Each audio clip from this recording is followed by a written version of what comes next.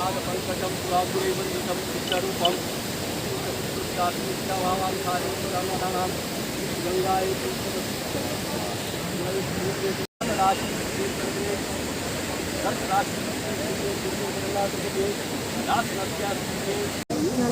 थोड़ा निको आगे चलो चलो अभी है 3 मिनट 2 मिनट अभी 2 मिनट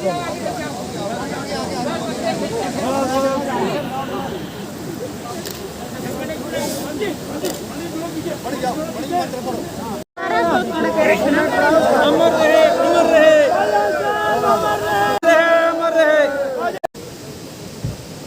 हमारे लोकप्रिय 6 बार रहे मुख्यमंत्री हिमाचल के लोगों के मसीहा शब्द कम पड़ रहे हैं कि हम उन्हें अपने महबूब नेता को किस नाम से पुकारें हैं।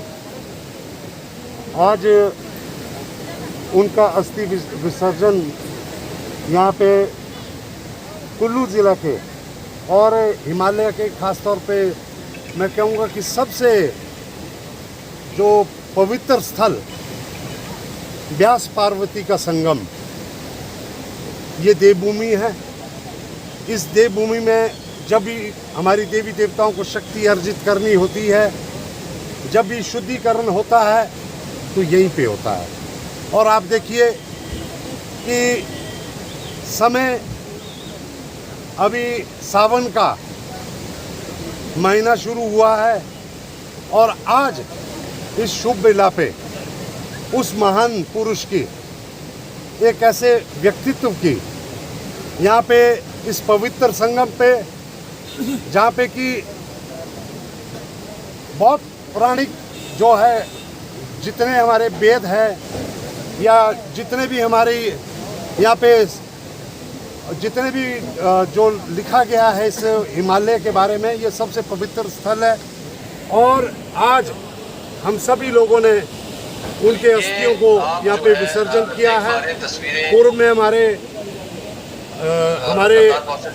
जो है भारत रत्न श्री राजीव गांधी जी के अस्थियों को भी यही विसर्जन हिमाचल में पूरे भ्रमण करके किया गया था।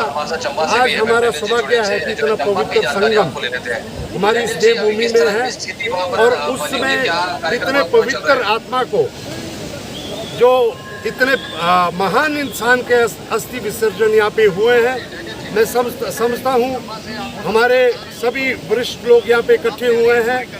और पिछले कल सर्वधर्म सम्मेलन कुल्लू में हुआ और सभी धर्मों ने सुख और शांति के लिए, इस महान आत्मा के लिए प्रार्थना कल कुल्लू ढालपुर मैदान में किया।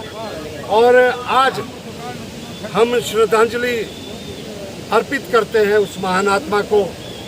ऐसा ही जैसा प्यार उन्होंने हमारे क्षेत्र के साथ रखा, पूरी देवभूमि के साथ रखा, जितना उन्होंने हमारे यहाँ पे इज्जत मान हम हमारे क्षेत्र के लोगों को दिया, प्रभु से हम प्रार्थना करते हैं कि ऐसा ही उन्हें अपने जो है जो स्थान, ये जो पवित्र संगम स्थल है जहाँ पे इस महान व्यक्तित्व के अस्थि विसर्जन हुआ है, इसे हम प्रण लेते हैं कि हम इसे जो है युग पुरुष हमारे राजा वीरभद्र सिंह जी की स्मृति में, जैसे हमारी सरकार बनती है, यहाँ पे बहुत ही खूबसूरत वाटिका बननी चाहिए। ये आज हम यहाँ पे प्रतिज्ञा लेते हैं। और उसके साथ में, क्योंकि यहीं तक ये प्राइवेट जो ज़मीनें हैं, हम जो इसके उनकी अस्थियों को या अश्रुपूर्ण विदाई दी गई और प्रभु से प्रार्थना की गई कि उन्हें अपने चरणों में स्थान दे। और ये प्रार्थना की गई कि हम सब उनके जो जीवन के आदर्श थे उन पर आगे चलकर प्रदेश व देश के निर्माण में अपना जितना भी, इस तरह से मैं कह सकता हूँ कि राजा साहब का पूर्ण जीवन जनता के लिए, देश के लिए, विशेषकर प्रदेश के लिए। पहले कभी कोई था, ना है, ना होगा। मेरा तो पारिवारिक ही संबंध उनके साथ बहुत घनिष्ठ रहा है।